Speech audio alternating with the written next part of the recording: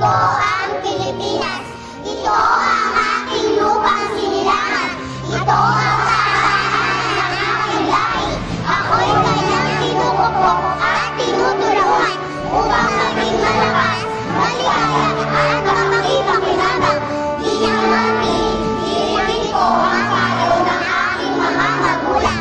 Susundin ko ang mga susundin ng aking paaralan. Tutuparin ko ang pangangkuin ng sa mga mayang kabayan at magpupuri sa batas. Paglilingkuran ko ang aking bayan na walang mag-iipon ang aking kapakanan.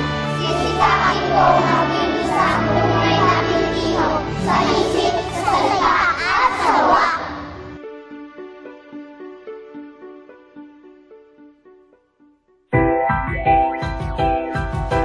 Mag-aaral ako hanggang makatapos, magsisikap ako hanggang mairaos kung sarili ko at makapagtrabaho para matupad na rin ang mga pangarap ko. Mag-aaral ako kahit mahirap dahil ayoko na kasi ng buhay mahirap. Sabi kasi sa'kin kailangan ko magsumikap para matupad na rin ang mga pangarap. Sisimulan ko magbuklat ng kwaderno at aklat kahit na nauurat, magbasa at magsulat. Sisikapin ko na makatapos para umangat kahit na sumasabog na ulo ko dahil sa math. Di na ako magbubulak-bulat magkakating sa eskwela. Iipunin ko na rin ang baong ko na pera. Makikinig kay ma'am kahit masakit sa tenga para makatapos na ako at magkadiploma. At para masuklian ko rin naman yung mga taong kumakayod sa aking pangmatrikula para maipagmalaki di naman ako nila, para makita ko rin sa mukha nila ang saya.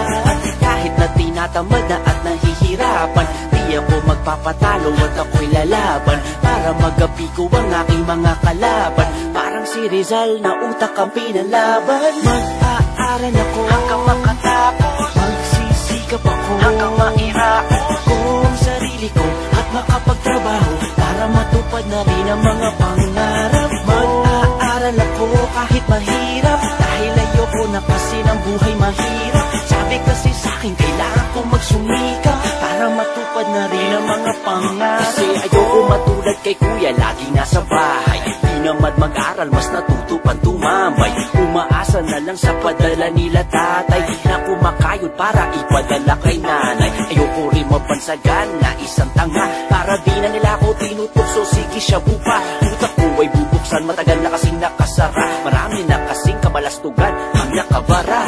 Ibababa ko ang baril ko at ang mga bala. Uupo na lang ako magbabasa sa sala at pag-aaralan ng planeta at mga tala. Pupunuin ko ang utak ko hanggang magkasya. Kung merong computer tatamay ako sa Google para di na ako laging nagmumukhang inutil, para di na ako nauutupan ng iba dahil may isip na ako at di na ako magpapabenta. Mag-aaral ako hanggang makatapos, magsisikap ako hanggang mairaos kung sarili ko at makapagtrabaho para matupad na rin ang mga pangarap. Mag-aaral ako kahit mahirap dahil ayoko na kasi ng buhay mahirap. Sabi kasi sa'kin kailangan ko magsumikap para matupad na rin ang mga pangarap. Kasi marami akong pangarap na gusto kong tuparin kahit na tingin sa'kin ng mga tao'y salarin. Gusto ko maging piloto para maabot ang langit. Gusto ko rin naman umawit kahit boses ko ay pangit. Gusto ko maging doktor at labanan ng bakterya,